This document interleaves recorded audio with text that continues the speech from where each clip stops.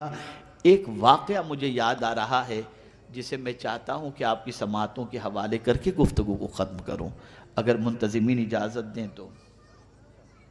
ایک واقعہ، ہاں اجازت مانگوں گا تو بیچارے منع تو کر ہی نہیں سکتے، یہ بھی ایک مسئلہ ہے، لیکن واقعہ بہت ضروری ہے۔ واقعہ دراصل یہ ہے کہ رسول رحمت صلی اللہ علیہ وسلم تشریف فرما تھے۔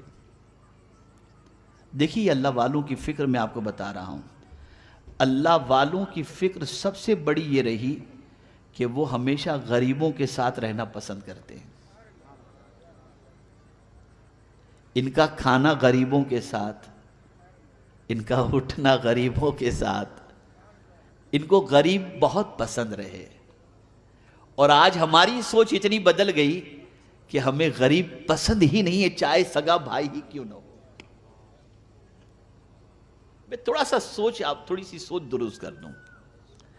رسول رحمت صلی اللہ علیہ وسلم تشریف فرما تھے، ایک غریب صحابی تشریف لائے، ایک دم غریب۔ آقا کریم صلی اللہ علیہ وسلم ان سے گفتگو فرما رہے تھے، اتنے میں حضرت جبریل امین علیہ الصلاۃ والتسلیم تشریف لائے۔ سرکار، یہ جو آپ کے ساتھ غریب بندہ بیٹھا ہوا ہے نا، اس کی زندگی کل دوپہر تک کی ہے، کل دوپہر کو یہ اس دنیا سے کچھ کر جائے گا، دوپہر تک اس کی زندگی ہے۔ اب رسول رحمت صلی اللہ علیہ وسلم نے جبریل امین کی بات سنی تو فوراً سرکار صلی اللہ علیہ وسلم نے چاہا کہ اب اس کی عمر کل دوپہر تک کی ہے تو چلو کیوں نہ اسے پوچھ لیا جائے، اس کے کوئی ارمان ہو تو پورے کر دیے جائیں۔ سرکار نے فرمایا، میرے صحابی، میرے غلام، کوئی تیری تمنا ہو تو بتا، کوئی حسرت ہو تو بتا۔ اسے یہ نہیں کہا سرکار نے کہ کل دوپہر تک تیری زندگی ہے، لیکن حضور نے فرمایا تیرے کوئی ارمان ہو تو بتا۔ عرض کرتا ہے، حضور دو ارمان ہیں، زندگی میں کبھی میٹھا کھایا ہی نہیں تو مجھے میٹھا نصیب ہو جائے، اور لوگوں کو شادی شدہ دیکھتا ہوں تو دل میں ارمان پیدا ہوتے، کاش میری بھی شادی ہو گئی ہوتی، لیکن میں اتنا غریب ہوں، کوئی لڑکی مجھے دے گا نہیں۔ سرکار نے فرمایا فکر نہ کر۔ صحابہ کو بلایا سرکار نے، کسی سے کہا میٹھے کا انتظام کرو۔ ایک صحابی کو بلایا، تیری لڑکی کا رشتہ میں نے ان کے ساتھ کر دیا ہے، تیاری میں لگ جاؤ۔ یہ سارا اہتمام سرکار صلی اللہ علیہ وسلم نے کیا، نکاح بھی ہو گیا، سب کچھ ہو گیا، میٹھے کا بھی انتظام ہو گیا۔ اب دوسرے دن دوپہر کے وقت حضور صلی اللہ علیہ وسلم نے سب گھر کا بھی انتظام کر دیا، سرکار نے، سب کچھ ہو گیا، وہ چلا بھی گیا، شادی بھی ہو گئی، بیوی کے ساتھ آرام سے وہ صحابی ہیں۔ دوپہر کے وقت حضور صلی اللہ علیہ وسلم نے اپنے ایک صحابی سے فرمایا، ذرا جا کے اس گھر میں دیکھ، کوئی آواز تو رونے کی نہیں آ رہی ہے۔ وہ گئے، وہ صحابی ظہر سے لے کر عصر تک ان کے گھر کے قریب چکر لگانے لگے، کوئی آواز نہیں، کوئی رونے دھونے کی آواز نہیں۔ آئے حضور کے پاس، سرکار وہاں تو کوئی رونے دھونے کی آواز تو ہے نہیں، سب بالکل ٹھیک ٹھاک معاملہ ہے۔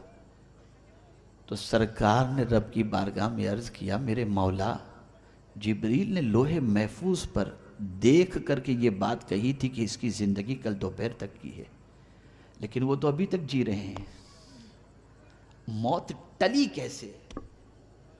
موت ٹلی کیسے؟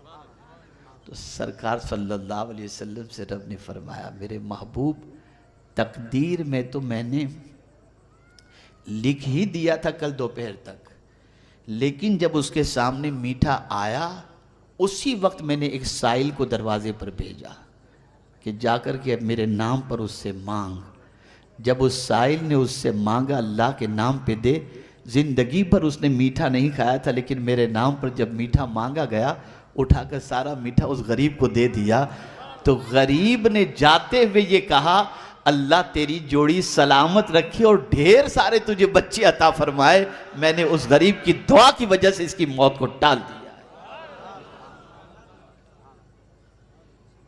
میرا یہ ایک ایسا اہم موضوع ہے، زندگی رہی تو میں صرف غریبوں کی اہمیت پر آپ کو بتاؤں گا، اس لیے کہ ہماری سوچ پوری الٹی ہو گئی۔ نہ غریب کے ساتھ بیٹھنا اچھا لگتا ہے، نہ غریب کے ساتھ ملنا اچھا لگتا ہے، نہ غریب کے ساتھ کھانا اچھا لگتا ہے، نہ غریب کے ساتھ مصافحہ اچھا لگتا ہے، نہ غریب کی دعوت اچھی لگتی ہے۔ بس یہ ہماری سوچ ہے، اور یہ اتنی بودی سوچ ہے، اتنی بودی سوچ ہے کہ اس بودی سوچ کی بنیاد پر ہم زوال کے شکار ہیں، ہم زوال کے شکار ہیں۔ سوچ بدلو، فکر بدلو۔ انہی کلمات خیر پر میں اپنی گفتگو کو ختم کرتا ہوں اور دعا کرتا ہوں اللہ تعالیٰ سب سے پہلے مجھے توفیق دے، پھر آپ کو توفیق دے، سنی دعوت اسلامی کا ماحول بنائیں، سنی دعوت اسلامی کے قافلے میں جائیں، سنی دعوت اسلامی کے اجتماعات میں شریک ہوں، زندگی بدلو اور نیکیوں سے جذبہ اپنے اندر، نیکیوں کا جذبہ اپنے اندر پیدا کرو۔